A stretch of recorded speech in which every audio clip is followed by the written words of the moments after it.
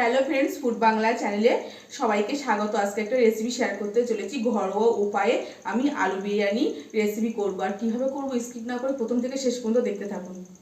আমার পাত্রটা গরম হয়ে গেছে, এর মধ্যে আমি পরিমাণ মতন সাদা তেল দিয়ে দেব।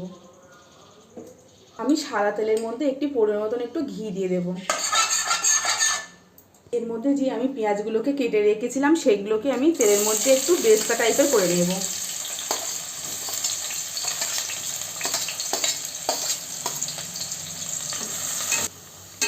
আমার পেঁয়াজের বেরেস্তা হয়ে গেছে, আমি কিছুটা পরিমাণে নামিয়ে রাখবো। আমার বেরেস্তা ভাজা হয়ে গেছে, আমি এর মধ্যে পরিমাণ মতন জল দিয়ে দেব।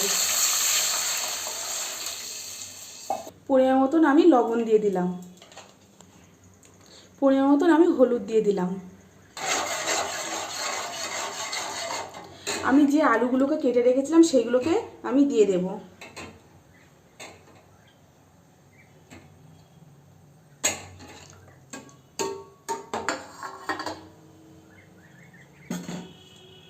এর মধ্যে আমি 1 চামচ আদা রসুনের পেস্ট দিয়ে দিলাম।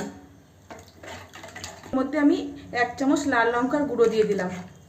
এর মধ্যে আমি একটু গোলাপ জল দিয়ে দিলাম, 1 চামচ কেওড়া জল দিলাম। একটু পরিমাণে বিরিয়ানি মশলা দিয়ে দিলাম। এর মধ্যে আমি 2 ফোঁটা আতর দিয়ে দেব। আপনারা যদি মনে করেন এর মধ্যে টক দই দেবে দিতে পারেন, তাদের কোনো অসুবিধা নেই, কিন্তু আমি বাড়িতে ঘরোয়া উপায়ে করছি তো ওর জন্য আমি টক দইটা দিলাম না। আমি এখানে 15 মিনিটের জন্য ঢাকা দিয়ে রেখে দেব। আমি রাইসটা করার জন্য আমি জল ফুটিয়ে নিয়েছি, এর মধ্যে আমি সাদা তেল দিয়ে দেব। এর মধ্যে পরিমাণ মতন লবণটা দিলাম। আপনারা লবণটা যখন দেবেন আপনাদের চালের অনুযায়ী বুঝে আপনারা লবণটা দেবেন।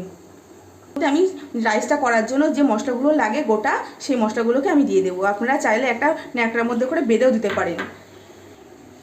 আমি এই রাইসটা 500 গ্রাম রাইস নিয়েছি, সেটাকে আমি 1.5 ঘন্টা ধরে ভিজিয়ে রেখেছিলাম।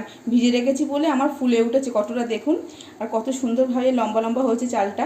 আর আপনারা 1-1.5 ঘন্টা ধরে ভিজিয়ে রাখবেন, তাহলে খুবই ভালো হবে। আমার জলটা তো ফুটে উঠেছে, আমি এর মধ্যে ছেঁকে চালগুলোকে পরে আমি খুলবো।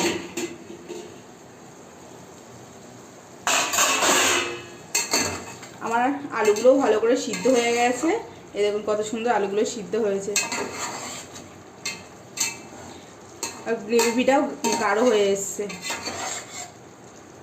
আমার রাইসটা আমি 80% সিদ্ধ করে নিয়েছি, দেখুন কত সুন্দর সিদ্ধ হয়েছে। আর রাইসটা ভিজিয়ে রেখেছিলাম বলে অনেকক্ষণ ধরে বড় বড় হয়েছে। আমি নামিয়ে ফেলবো এই রাইসটা। এই যে আমার রাইসটা হয়ে গেছে, আমি অর্ধেক রাইস আমি এর মধ্যে দিয়ে দেবো। আমি রাইসগুলো দিয়ে নিয়েছি, এর উপরে আমি বিরিয়ানি মশলা দিয়ে দিলাম।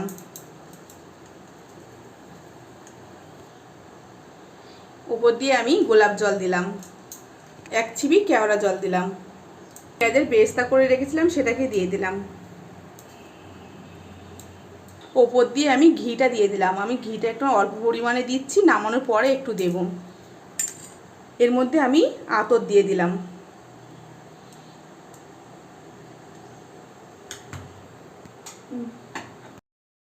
বিরিয়ানিটা হয়ে গেছে, আমি নামিয়ে দেখব।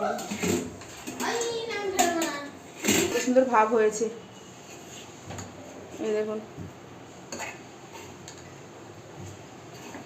পুরো ঝরঝরে। একটু ঘি দিয়ে দিলাম।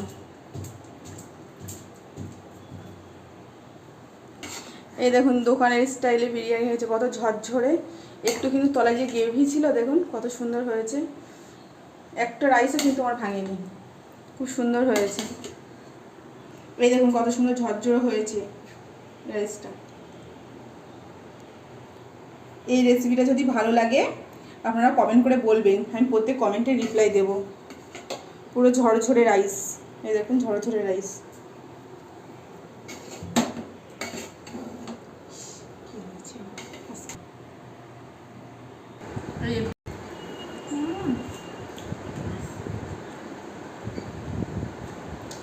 এত টেস্টি, সুপার সুপার।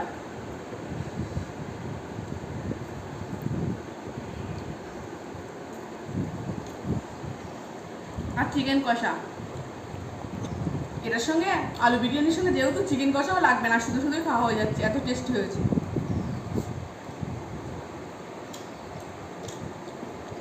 এই রেসিপিটা যদি ভালো লাগে লাইক, কমেন্ট, শেয়ার এবং সাবস্ক্রাইব করবেন। যেসব বন্ধুরা ফেসবুক পেজ থেকে দেখছেন চ্যানেলটিকে ফলো করবেন। ভালো থাকবেন, সুস্থ থাকবেন, ধন্যবাদ।